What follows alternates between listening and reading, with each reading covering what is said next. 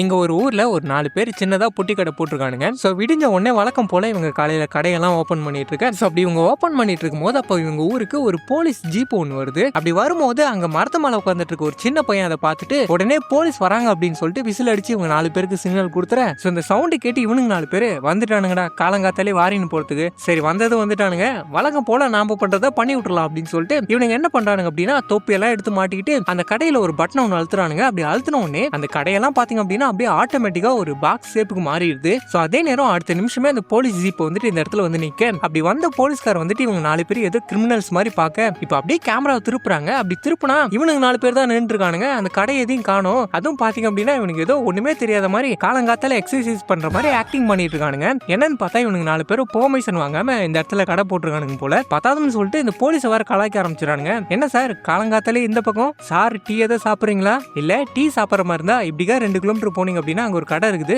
அங்க வாங்கி குடிச்சுன்னு போங்க அப்படின்னு சொல்லிட்டு அவர் கலாச்சி அமுச்சு விட்டுறானுங்க. சரி அப்ப இங்க இருந்த பொட்டி கடையெல்லாம் எங்க அப்படின்னு பார்த்தா இவனுங்க என்ன பண்ணிருக்கானுங்கன்னா அந்த பொட்டி கடை எல்லாத்தையும் கயிறு கட்டி தண்ணிக்குள்ள இறக்கி விட்டுறானுங்க. சோ இப்ப இந்த போலீஸ் போன உடனே இவனுங்க அந்த பொட்டி கடை எல்லாத்தையும் வெளியே எடுத்துறானுங்க. அப்பதான் இங்க இருக்க 3 பேர் வந்துட்டு அந்த பொட்டி கடையை வெளியே எடுத்துறானுங்க. ஆனா அதுல இருக்க ஒருத்த வெளியே எடுக்கும் போது அந்த பொட்டி கடை வந்துட்டு அப்படியே சுக்குநூறா போயிடுது. இதை பார்த்து இவனுக்கு 3 பேர் சிரிக்க ஆரம்பிச்சானுங்க. அப்படி சிரிக்கிறது மட்டும் இல்லாம நான் அப்பவே சொன்ன கேட்டியா, அந்த கம்மை போட்டு ஒட்டுன்னு சொன்னா கேட்கணும் அப்படின்னு சொல்றான். எது கம்மா, என்ன கம் அப்படின்னு சொல்லிட்டு நீங்க யோசிப்பீங்க. ஆக்சுவலி உண்மையை சொல்லணும் அப்படின்னா இது ஒரு ஆடு. இந்த ஃபெவிகால் கம் இருக்குல்ல அதோட ஆட் தான். சரி இந்த விளம்பரத்தை வந்துட்டு யாரெல்லாம் டிவில பார்த்துருக்கீங்க அப்படின்றத கமெண்ட் பண்ணிட்டு போங்க.